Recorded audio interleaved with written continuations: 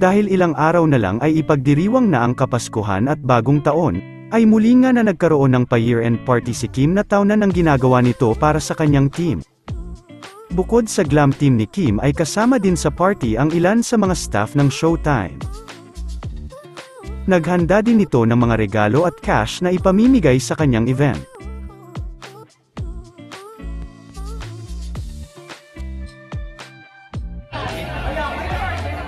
Mama Jakey, ispatan mo naman yung laps ko baka. Pero ito bang talent portion na to? Ito na to agad or later pa? Later pa to para later makapagpunta pa. sila.